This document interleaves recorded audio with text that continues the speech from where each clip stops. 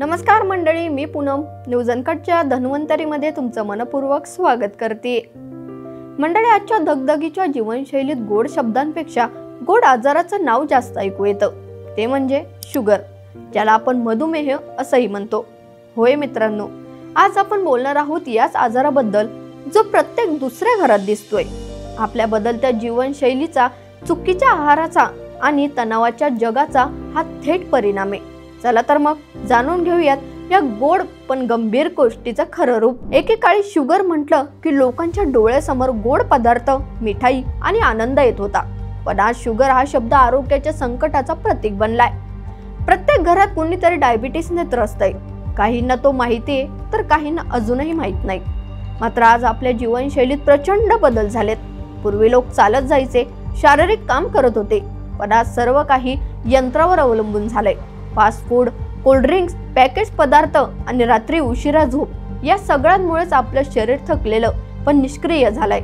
तर व्यायामाचा अभाव, तणावाचं ओझं आणि अनियमित झोप ही तर खरी वाढत्या शुगरची मुख्य कारण आहेत। त्यातूनच अनुवंशिकता म्हणजे आई वडील किंवा नातेवाईकांना शुगर असेल तर ती पुढच्या पिढीत जाण्याची शक्यता असते। म्हणूनच शुगर हा फक्त आजार नाही तर जीवनशैलीचाही परिणाम आहे। मात्र वाढत्या शुगरचा परिणाम फक्त व्यक्तीपुरता मर्यादित राहत नाही, तर तो संपूर्ण समाजावर परिणाम करत असतो। या आजारामुळे हृदयविकार, मूत्रपिंडाचे विकार, ज्याने किडनी फेल होऊ शकते, डोळ्यांचे आजार आणि पायातील नसांच्या समस्या वाढू लागतात। तर अनेकांना रोज औषधही घ्यावी लागतात, नियमित तपासणी करावी लागते आणि त्यामुळे घर खर्चातही ताण येत असतो। काम करणाऱ्या वयातच शारीरिक मर्यादा येतात, उत्पादकता कमी होते आणि समाजाच्या एकूण आरोग्याची पातळी घसरते।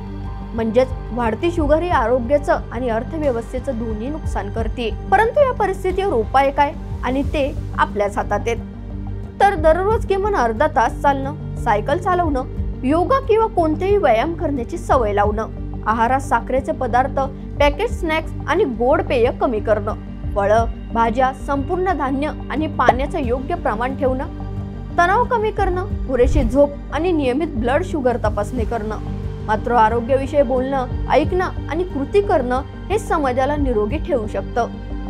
सरकार, आरोग्य संस्था आणि डॉक्टर यांचा सहभाग नक्कीच महत्त्वाचा आहे, पण सर्वात मोठी जबाबदारी आपली स्वतःची पण आहे। आपल्या कुटुंबात, मित्रांमध्ये, शेजाऱ्यांमध्ये आरोग्याबद्दल जागरूकता निर्माण करणं हीच खरी जनजागृती।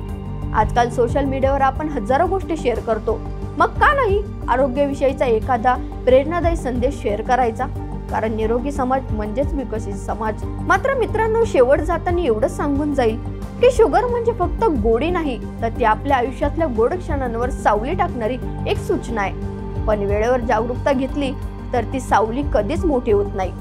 चला तर आजच ठरवूयात, आपलं आरोग्य आपल्याच हातात आहे। थोडी शिस्त, थोडा व्यायाम आणि थोडं सजगपण एवढंच पुरेसं आहे निरोगी, गोड आणि आनंदी आयुष्यासाठी।